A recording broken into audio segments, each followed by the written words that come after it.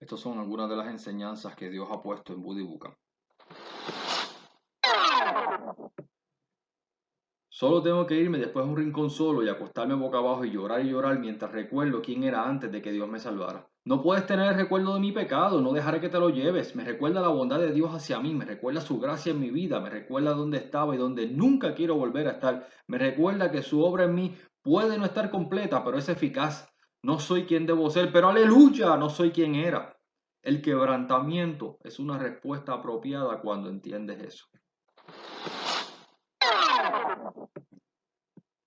Si le hacemos a este humanismo secular posmoderno esta pregunta, o estas 4 preguntas, aquí las respuestas que obtenemos. ¿Quién soy yo? La respuesta, no eres nada. Eres un accidente, eres un error, un mono glorificado. Eso es todo lo que eres. Eres un resultado de un proceso evolutivo aleatorio. Eso es todo. Sin rima, sin razón, sin propósito. Eso es todo lo que eres. ¿Por qué estoy aquí? Estás aquí para consumir y disfrutar. Obtén todo lo que puedas, logra todo lo que puedas, siéntate en el lograr. Es por eso que estás aquí. Es lo único que importa.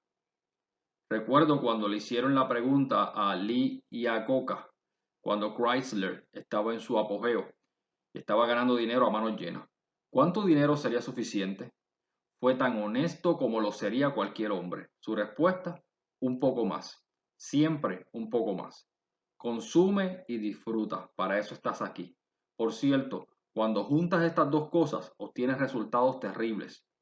Si no tengo rima ni razón para mi existencia, si no soy más que el resultado de procesos evolutivos aleatorios y solo existo para consumir y disfrutar, lo único que importa es si soy más poderoso que tú. Y si tienes algo que necesito para mi disfrute, porque si tienes algo que necesito para mi disfrute y soy más poderoso que tú, y no hay rima ni razón para tu existencia, entonces me corresponde a mí tomar de ti lo que necesito para mi propia satisfacción. ¿No hemos visto esto? ¿No hemos visto esto ya en el mundo? ¿No hemos visto la conclusión lógica de este tipo de darwinismo social? ¿No hemos visto una cultura que en un momento dijo hay una raza más evolucionada que todas las demás razas y debido a la que la raza aria está más evolucionada que todas las demás razas, le corresponde a la raza aria dominar o exterminar otras razas con el fin de marcar el comienzo del siguiente nivel de evolución? Pero no los menosprecie. No menosprecie a sus científicos y biólogos que vieron a los judíos como cosas y no como personas para justificar su exterminio, porque eso es exactamente lo que nuestros científicos y biólogos le hacen al bebé en el útero.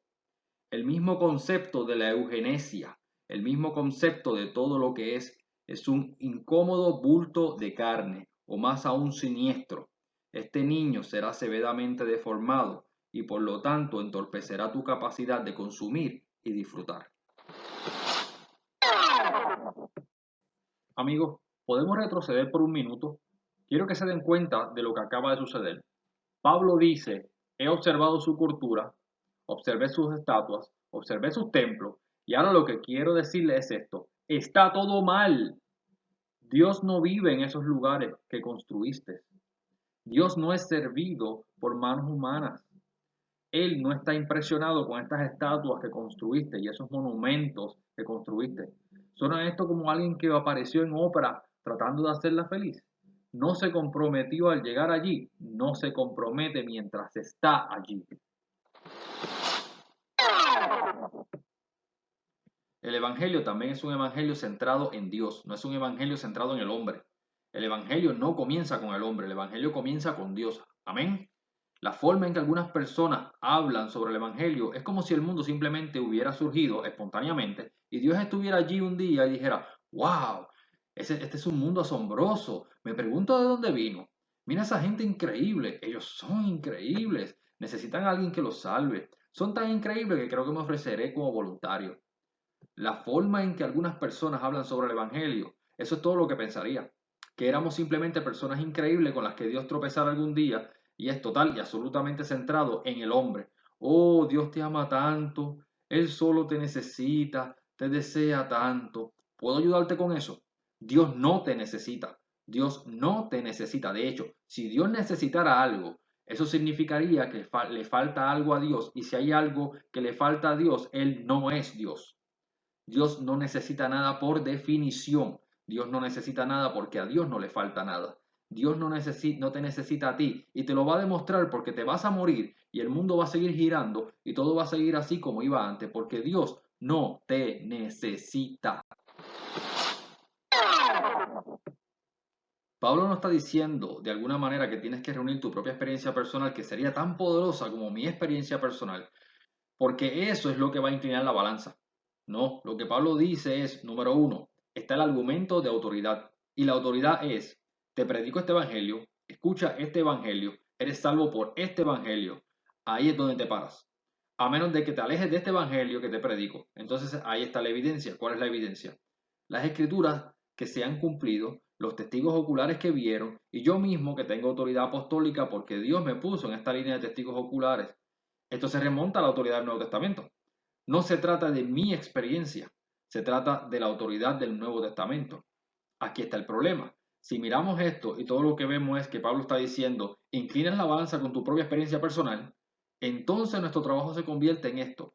Tengo que tener una historia lo suficientemente convenciente para inclinar la balanza para que los hombres sean salvos. Ahora no es el Evangelio el poder de Dios bajo la salvación, es mi historia. Por eso la gente empieza a mentir. Amén. Si no puedes decir amén, dile ay. Debería escuchar algunos testimonios y cómo se desarrollan con el tiempo. Una persona se mete en una pelea en tercer grado. 20 años después de ser salvo, yo peleé todos los días. Una persona tomaba un sorbo de whisky cuando era adolescente. De repente, después de 20 años de contar un testimonio, yo solía emborracharme casi todos los días después de la escuela.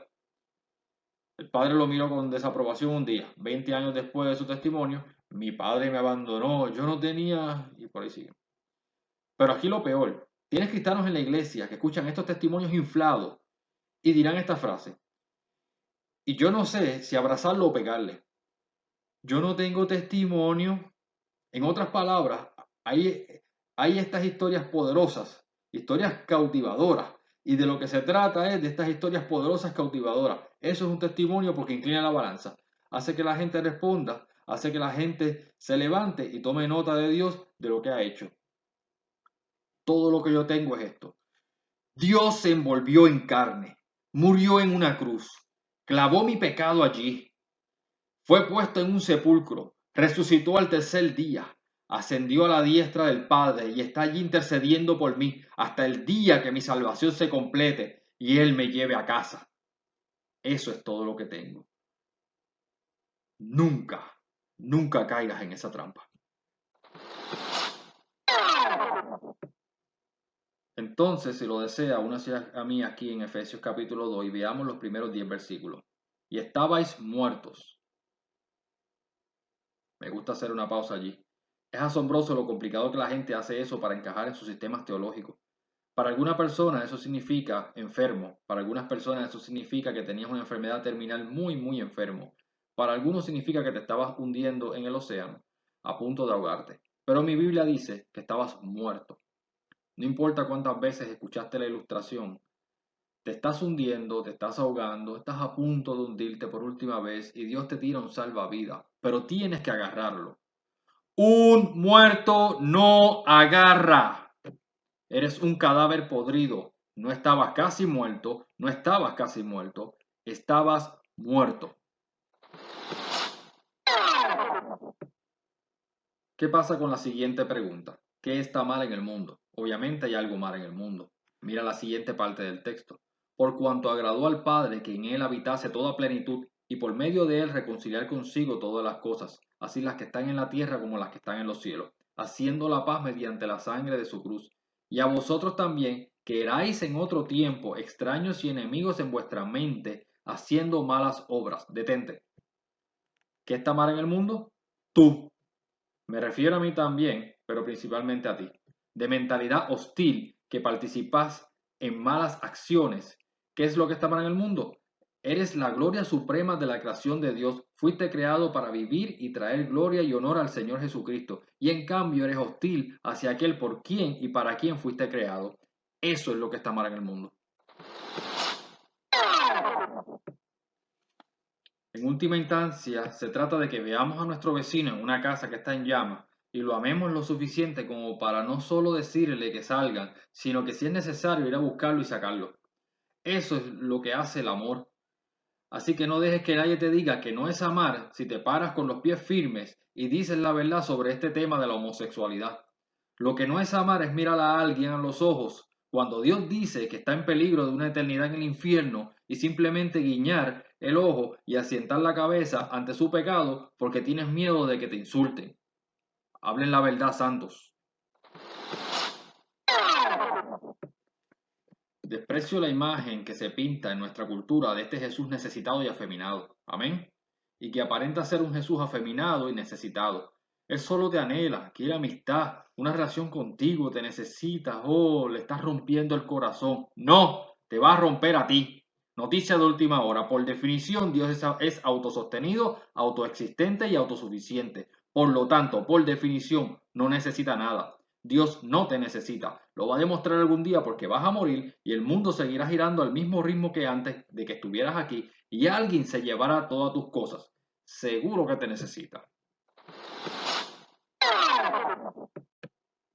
Pablo no está argumentando aquí que de alguna manera perdemos nuestra salvación si dudamos en el Evangelio. Lo que está haciendo aquí es un argumento de autoridad, que no podemos tener salvación si no creemos en el Evangelio correcto. No puedes reinterpretar o reinventar o modificar el Evangelio y tener la esperanza de salvación. Escúchalo de nuevo. Además os declaro, hermanos, el Evangelio que os he predicado, el cual también recibisteis, el cual también perseveráis, por lo cual asimismo, si retenéis la palabra que os he predicado, no si de alguna manera puedes reunir la fuerza suficiente para fijarte a él porque no puedes, sino si lo que crees es algo diferente a lo que fue proclamado, no tenéis esperanza de salvación. Entonces, ante todo, es importante que entendamos bien el Evangelio, porque si no lo hacemos, habrá personas, incluyéndonos a nosotros mismos, que serán engañados para creer que estaban bien con Dios cuando en realidad estaban enemistados con Él. Tú crees en el Evangelio equivocado, no importa cuán sincero seas en tu creencia, simplemente estabas sinceramente equivocado.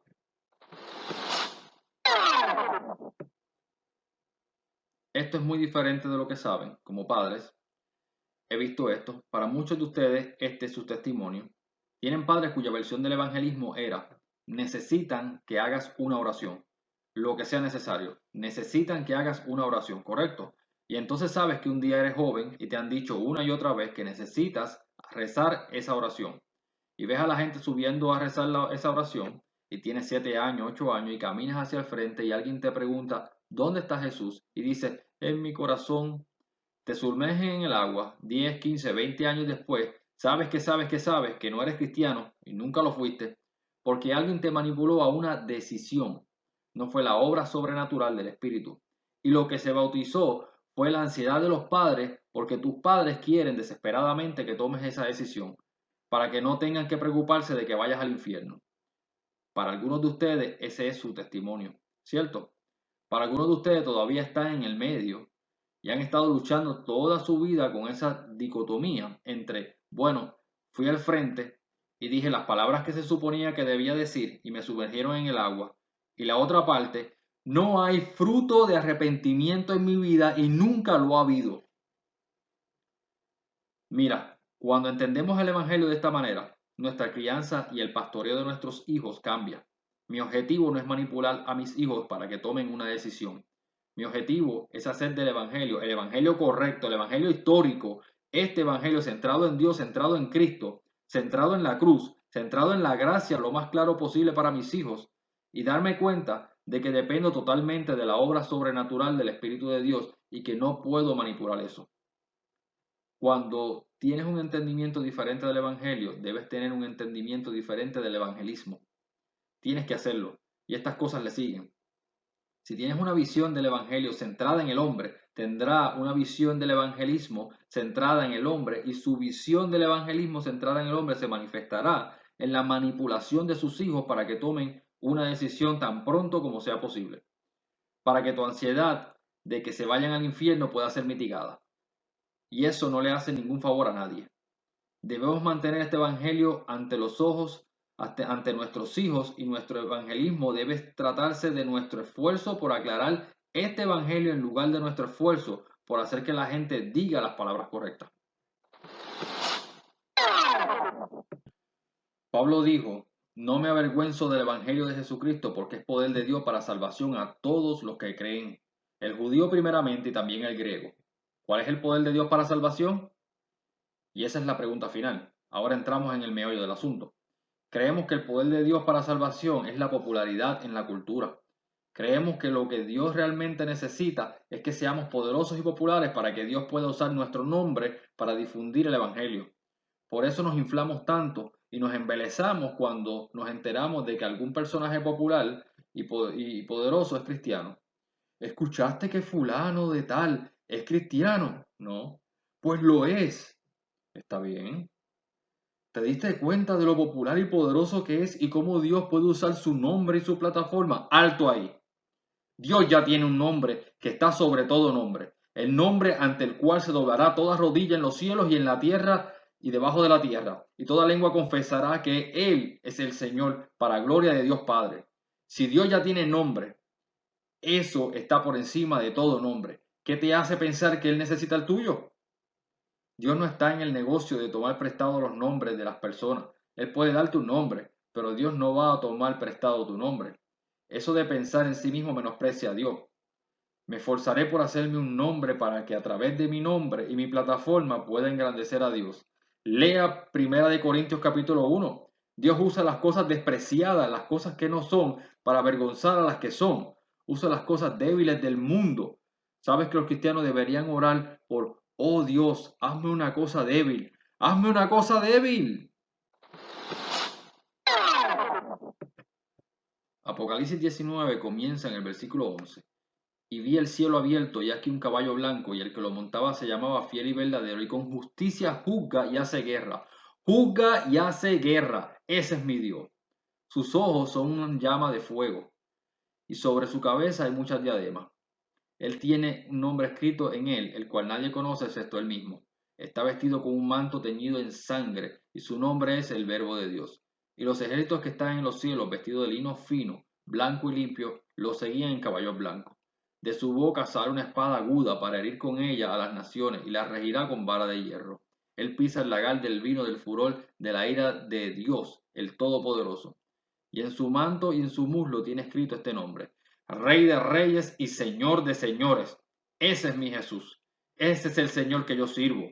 No el Cristo afeminado que se predica en los púlpitos por Estados Unidos de América. Yo sirvo al gran Dios del universo, que se enoja y derrama su ira. Yo sirvo al gran Dios del universo que demostró su ira cuando la derramó sobre su propio Hijo. Y me asombra que creamos esto, que Dios aplastara y matara a su propio Hijo, pero te dejara salirte con la tuya. Ni por un minuto. El Cordero de Dios sin mancha y sin pecado sufrió, sangró y murió a causa de la ira de Dios. Esa propiciación, la santificación de la justa ira de Dios que se experimentó en la cruz. ¿Cómo nos atrevemos a tomar eso a la ligera? Ese es contra quien has pecado. No ese Jesús afeminado con cabello como de modelo, con un cordero sobre los hombros, con manos que parece que nunca han trabajado ni un día en su vida. Cuando pecamos, pecamos contra el todopoderoso creador del universo, el creador del cielo y la tierra. Y aquí está lo increíble. Aunque debería haberme matado mientras dormía por lo que pensé, dije e hice ayer, sin embargo, por su gracia me ha permitido vivir otro día. Oh, creo que el quebrantamiento es muy apropiado. Creo que cuando entendemos eso, el quebrantamiento es una respuesta extremadamente apropiada. De hecho, ¿qué otra posible respuesta apropiada hay sino quebrantamiento cuando entendemos eso acerca de nuestro Dios? Y venían y me decían cosas y pensaban en estas cosas. Yo estoy en el campus para hablar sobre estos temas y lidiar con la apologética y quieren atraparme solo y hacerme estas preguntas. Y me miran y dicen, solo quiero preguntarle, si crees en un Dios omnipotente y omnibenevolente, ¿cómo reconciliaste el tema de la teodicea? A lo que respondo, usted toma un semestre en filosofía, ¿no? Oh, sí, ¿cómo lo supiste? Porque si no hubieras dicho, si Dios es tan poderoso y tan bueno, ¿cómo es que suceden cosas malas? Pero no voy a responder la pregunta hasta que la hagas correctamente. Trabajé en eso toda la semana. ¿Qué quiere decir con que preguntarlo correctamente? No estás haciendo la pregunta correctamente. ¿Qué quieres decir con hacer la pregunta correctamente? Es mi pregunta. No puedes decirme cómo hacer mi pregunta. Responderé tu pregunta cuando la hagas correctamente. ¿Cómo lo pregunto correctamente? Así es como haces la pregunta correctamente. Me miras a los ojos y me preguntas esto. ¿Cómo es posible que un Dios santo y justo sepa lo que hice, pensé y dije ayer y no me mató mientras dormía anoche? Lo preguntas de esa manera y podemos hablar. Pero hasta que no hagas la pregunta de esa manera, no entiendes el problema. Hasta que hagas la pregunta de esa manera, crees que el problema está allá afuera.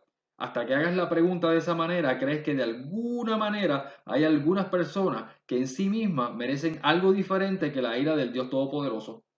Hasta que me hagas la pregunta de esa manera, hasta que cambies el guión y hagas la pregunta de esta manera y digas, ¿por qué estamos aquí hoy? ¿Por qué no nos ha consumido y devorado a todos y cada uno de nosotros? ¿Por qué? ¿Por qué, oh Dios, tu juicio y tu ira se detiene? Cuando lo preguntas de esa manera, entiendes el problema. Cuando lo preguntas de la otra manera, crees en la supremacía del hombre. ¿Cómo se atreve Dios a no emplear su poder a favor del hombre todopoderoso? Le das la vuelta a la pregunta y crees en la supremacía de Cristo. ¿Cómo me atrevo a robar su aire? Porque el último respiro que tomé lo tomé prestado de Él y nunca lo voy a devolver.